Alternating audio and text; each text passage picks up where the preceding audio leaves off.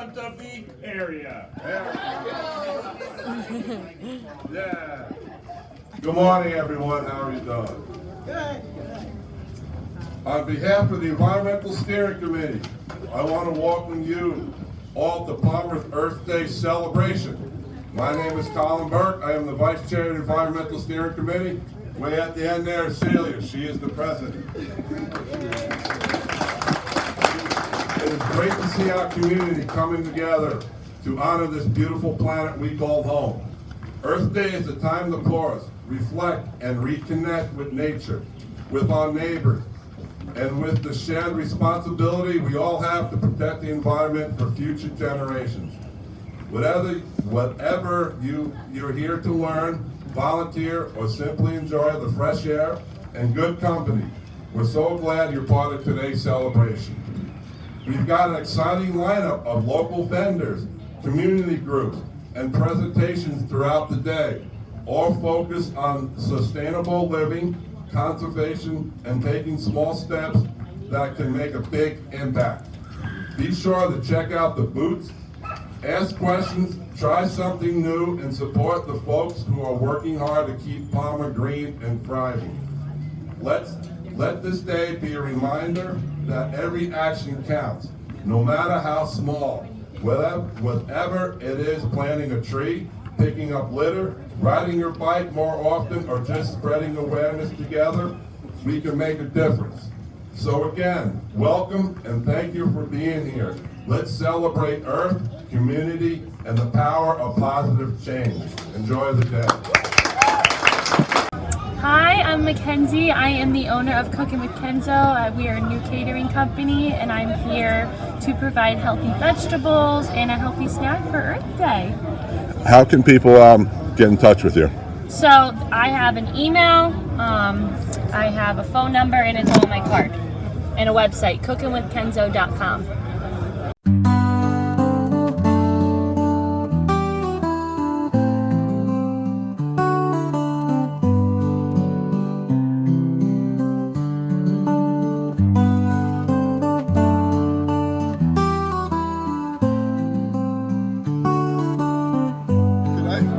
Sure. So I'm Austin Miller. I'm a part-time environmental educator with Wildlands Conservancy. Out here today just to try to tout all things nature and why they're important. And of course, let people know about some of the great work that we're doing with protecting land throughout the Lehigh Valley, as well as the education programs that we always have running.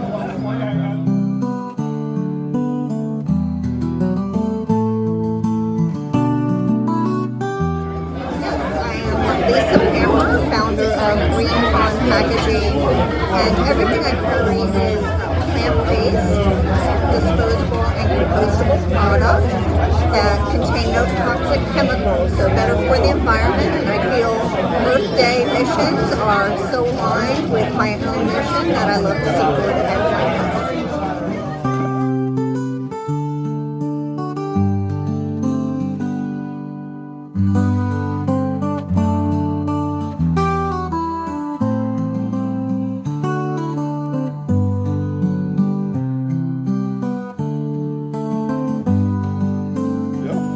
So my name is Paige Strasco. I'm with the Northampton County Conservation District, and I'm the watershed specialist for the county. So one of the things we do is help with erosion and sediment control on construction projects, but we also offer a plethora of educational services for watersheds, agriculture, sediment, native plants. So we're here to just help educate residents of the county and do our best to improve the environment in any way that we can. We are Riz Containers. We're a family-owned garbage company located in Palmer Township. So we rent out dumpsters and we do weekly trash.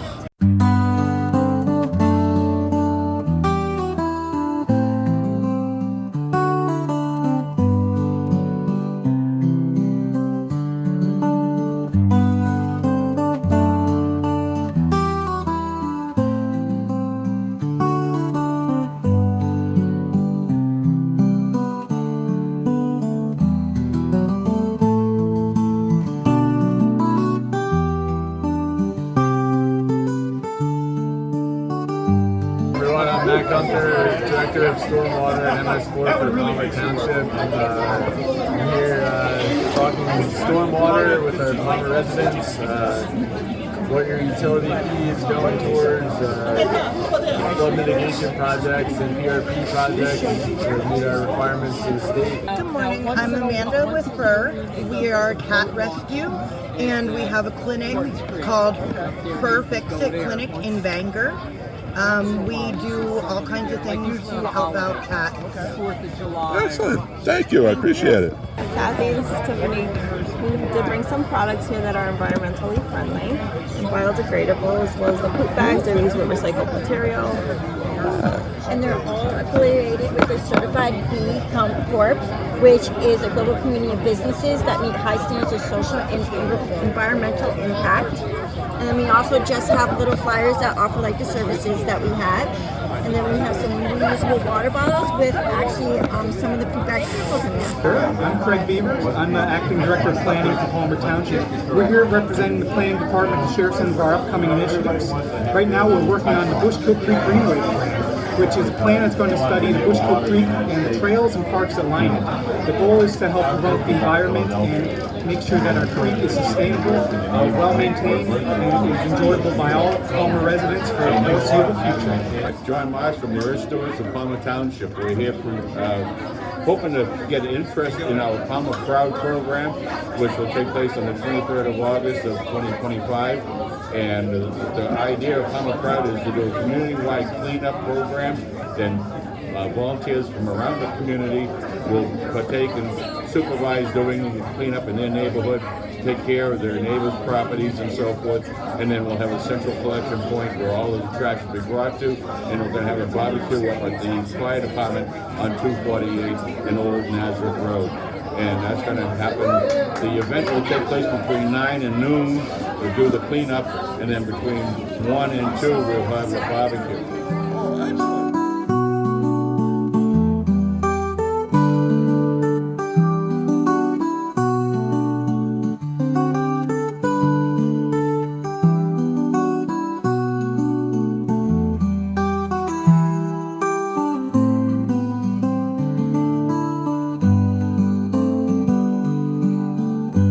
Today? My name is Phil. I work for the Palmer Township Road Department. Right here we have our sweeper, which is part of our MS4, which is stormwater. Goes around every day, sweeps up all the streets and all the trash on the side of the road, especially around the inlets. And then over here is our newest, which is also part of the MS4 stormwater. This will clean out your drains. So we'll put the hose up the line, pull it back through, it'll bring all the debris towards us, and then we'll put what we call the elephant trunk down into the inlet, and it'll suck all the garbage, rocks, stones, and everything up through. And then after that's done, what is the empty tank? We empty it back towards at our shop, and then we scoop it all up and put it in the proper dumpsters and dispose of it properly.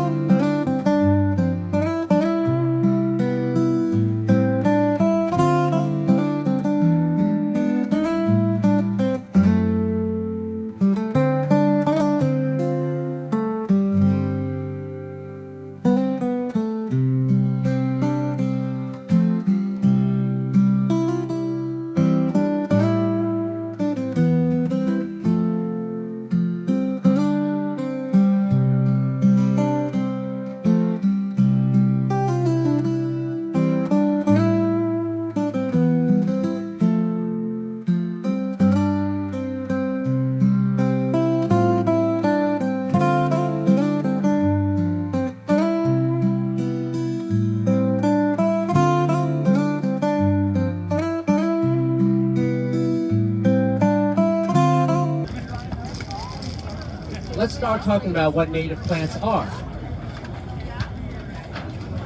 You hear that often, what native plants and the benefits of native plants, but what is a native plant?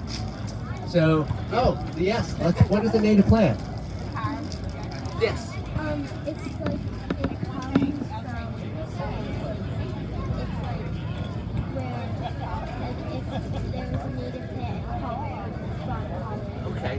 Okay, so one answer is it comes from the place that you're at. Like if you have talking about a native plant in Palmer, it comes from Palmer. That's great. Did you have something to say? Okay, she forgot what she was going to say, but that answer is great.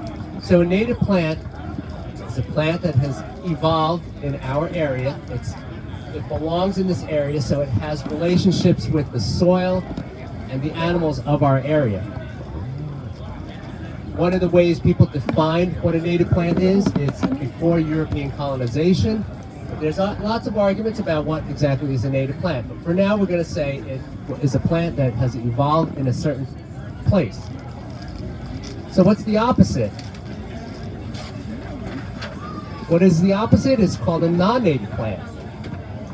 So a non-native plant is a plant that evolved somewhere else and has been brought here, either by accident or on purpose. So an example of something being brought by accident is certain plants were actually used as packing material instead of styrofoam peanuts, and that gets released into the environment.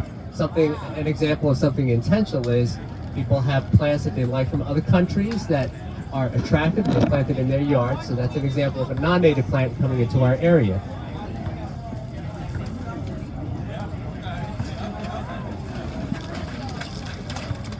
So there's also another thing about non-native plants. I'm really impressed with my depiction of the United States. I was told that I couldn't enter this into the contest, so I'm kind of bummed. So another example of non-native plants can be in the same geographical area, but in a different side. So this is the Rocky Mountains, right? Pretend that's the Rocky Mountains. So another thing that happens is that the Rocky Mountains is a natural divider in the United States. There are plants on the western side and the eastern side. So things that belong on the western side of the Rockies can actually come to the eastern side. And a great example of that is something we all know poison ivy. That's our poisonous plant on the eastern side. Poison oak is its equivalent on the western side. But over time, with travel, we now have poison oak and poison ivy in the east, and the west side now has poison ivy in addition to poison oak. So that's another example of how non-native plants can come into our area.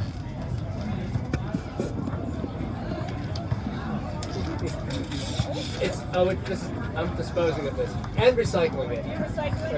Okay, now you also heard the term invasive plants. Non-native doesn't necessarily mean invasive. There are plants that are non-native, but they're not invasive, because a non-native plant can be normal. Let's say it's not very aggressive. It can be aggressive, but it can also be invasive.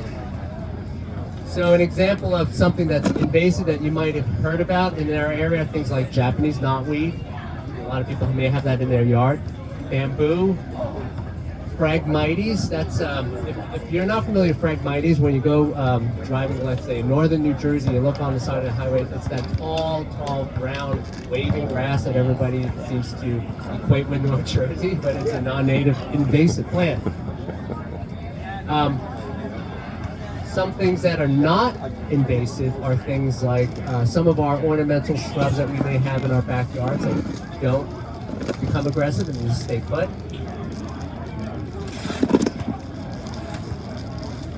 Well, why are we even talking about plants? Like, who cares about plants? What do plants do? So very quickly, just going to go through a little ecology exercise here. Plants produce our oxygen. We definitely need our oxygen to breathe. They're the only things that produce our oxygen.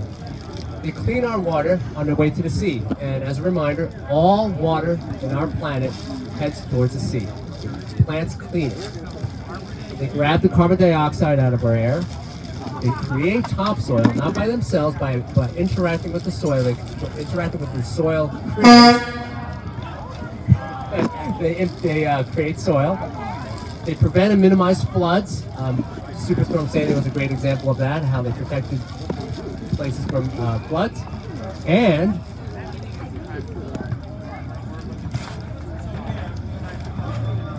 they're the only link between our primary source of energy, the sun, and us. Without plants, we have a breakage in this pathway. We don't have a form to get energy. Now, can't talk about plants without talking about pollinators. Sorry, I'm going to go a little scientific here. Bear with me. Why do we even care about pollinators? Pollinators provide pest control. Now that sounds a little funny because we think of pollinators could be pests in themselves. But pollinators are part of the insect community. Without certain pollinators, we'd be overrun by other insects that are not pollinators. So they provide pest control. They pollinate our crops. Over 90% of the food we eat relies on pollinators. A good chunk. And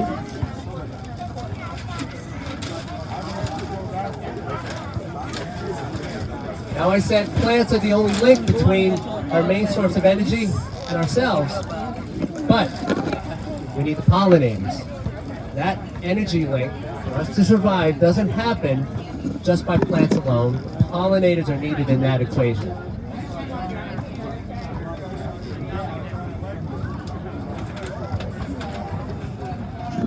Now that brings up the question, are non-native plants even bad?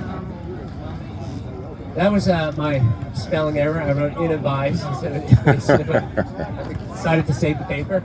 So I talked about invasive plants being the most troublesome versus aggressive, which are plants that are non-native and spread in your yard, let's say, or in the forest, but they're not necessarily considered invasive.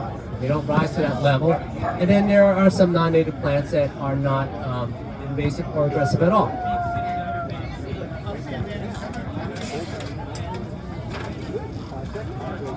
So then what is the problem? Having said all this, why do we even care about non-native plants, native plants? I'll use birds as an example. When a bird, these are berries by the way.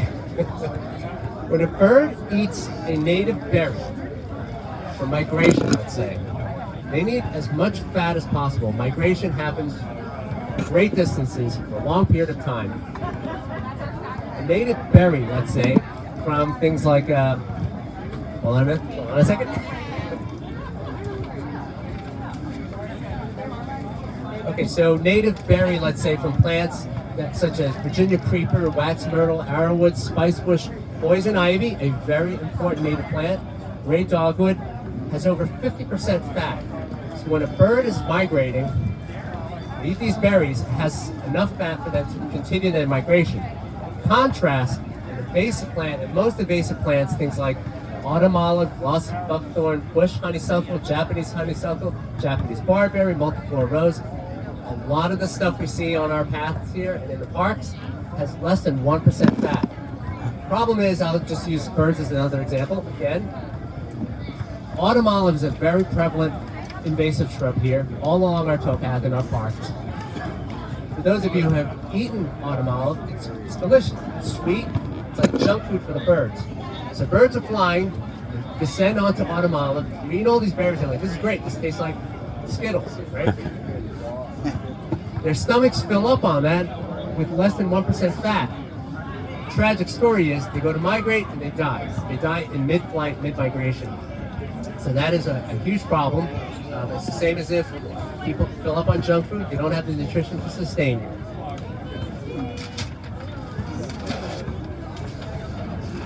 All right, how do we solve this? I'm talking about how important plants are, how important pollinators are, but what do we even do at this point?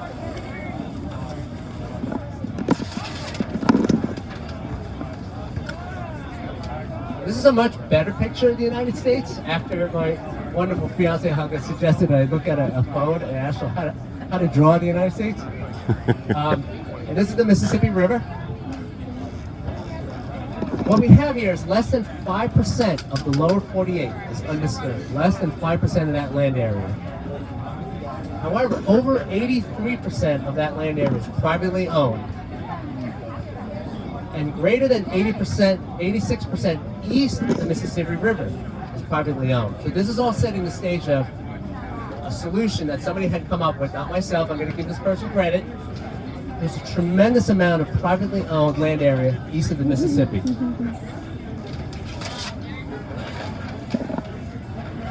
Okay, there's a concept called Homegrown National Park.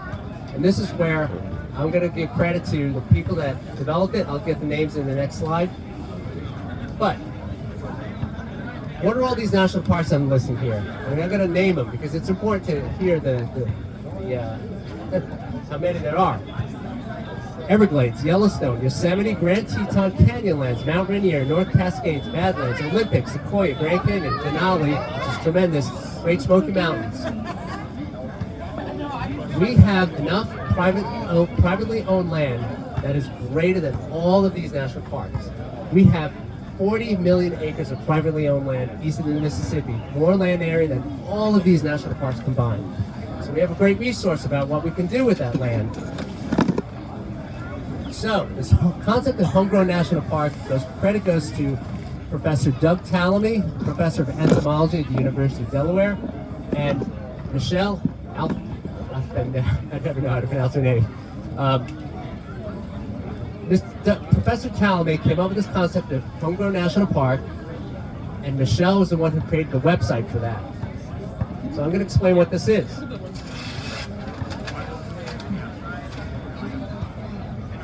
So the concept of homegrown national park is we all have, well, many of us have lawn, privately owned land. We even have balconies. Maybe we live in an apartment. We have a balcony. We have space. We have privately owned space that we can use to create what's called Homegrown National Park.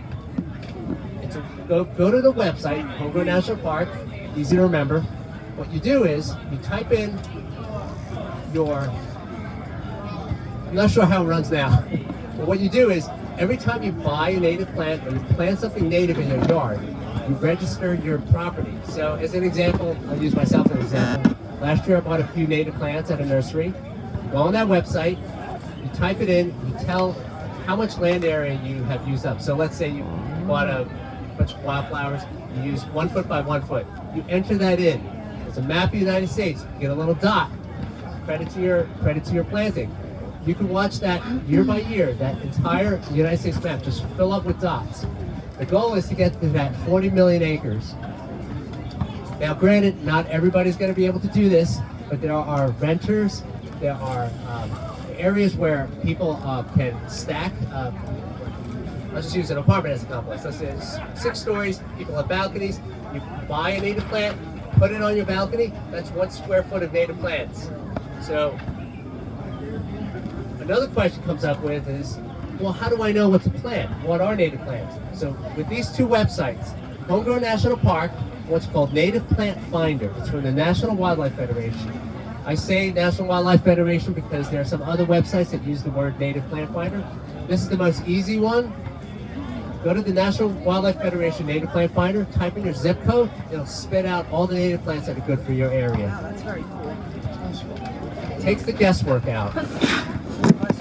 So, just want to give some additional information, not related to this, but the Palmer Township Shade Tree Commission has a great booth there. It talks about, it further defines native plants and what native plants are and why they're important. The Master Gardeners have a great booth there, selling native plants. You can start your own homegrown national park right this afternoon. You can buy a couple of native plants, plop them in your yard, go on that website, click your state, click your area, and then you'll help contribute to that map. Since I have your attention, I just want to talk about some nerdy science facts to go away with. But before you leave, I'm going to hold a raffle, so I want you all to stay. We talk a lot about pollen and nectar in native plants.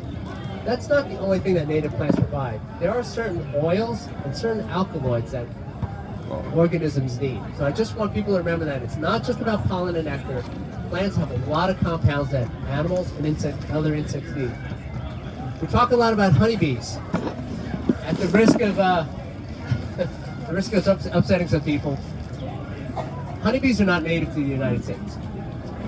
I won't go into the politics of that, but just keep that in mind. Honeybees are not native to the United States. We have around 4,000 species of native bees. Wow. Some are as small as a grain of rice. These are not the type of bees that you think of. They're not colonial. They're solitary species. They don't sting. They look like any other insects. But it's important to remember that these 4,000 species of native bees are part of what helps our ecosystems run. For those of you who are considering planting native plants in your yard and you have little spots of bare ground, leave that bare ground. Bare ground is good. Little patches of bare ground are great for our native bees that require these little pinholes in the ground to make their nests and reproduce. Some of you might plant native plants and then you find out the next morning they're gone because we have too many deer. Yes, deer are cute. They're wonderful animals. We have a lot. In our area, we're supposed to have 1 to 15 deer per square mile. 1 to 15 per square mile. Right now we have 200 to 300. This is why we can't seem to plant anything without putting deer protectant on. So if you're gonna plant a native plant, consider that. But spray that deer repellent stuff works for some people. Shavings of Irish Spring soap work for some people. A cage is great. Gene introgression. That's another thing to think about when you're talking about native plants and non-native plants. We have some plants that we love. Black-eyed Susans, coneflower. There's a problem. There's so many different varieties of those types of wonderful flowers that people like that are not what are called straight species. As pollinators go back and forth with the stuff we buy at nurseries and straight species like the master gardeners are selling, the gene pool is starting to get diluted and we're starting to lose genetic diversity of our real black-eyed Susans and our real coneflowers. Also at the bottom of the list, bear with me, keystone species. Some of you may think, okay, I can plant a native plant. I went to the native plant finder, there's like 50 plants, what do I choose? I want to have the biggest bang for the buck. I won't go into the species now, you can come talk to me afterwards. I have a list of what are called keystone species. Species that give you the most benefit for certain pollinators. And a classic example is white oak. White oak supports over 500 pollinators. Some native plants support 1 pollinator. That's okay, because we need everybody. We need all those different plants. But if you wanted to get the biggest bang, you can concentrate on keystone species. Another thing I really like is what are called soft landings. In your home, a lot of people like to mow or weed whack right up to their tree or their shrub. It has a nice, clean, manicured look. For those of you who want an excuse not to do that and to lighten your load, leaving all those plants, grasses, even weeds around your shrubs and trees provides what's called a soft landing for caterpillars and other pollinators. When insects are done using that tree or shrub that you have on your property, they drop. They actually just drop. The fall injures some organisms onto lawn, and what really happens is that they're now exposed and they're picked off by birds. We need to have all those pollinators survive as much as possible. By having plants around the base of your tree trunk, provides them a soft landing, a place for them to recuperate from the fall and to go where they need to go when the sun sets away from birds. Oh, I happen to have one of the keystone species here, so I'll just quickly talk about it. White oak, I said 500, it was 400. Supports 454 species. Black cherry, willows, hickories, maples, goldenrods, asters, sunflowers. I can talk to you afterwards because I'm not going to leave this up here, but there are certain species that help a lot more than others. So the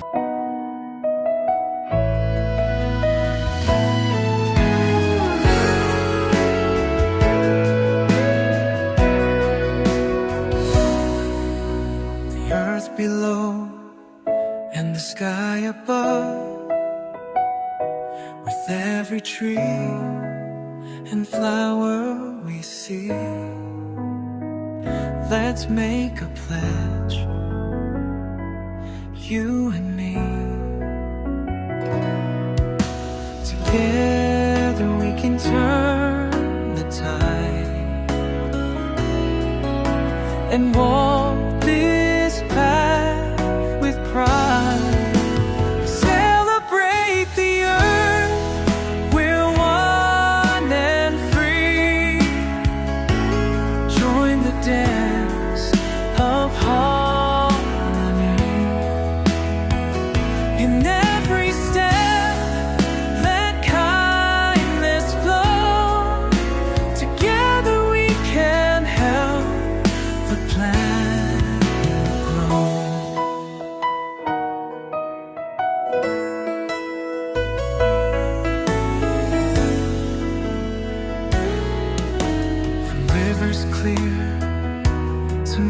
mountains high.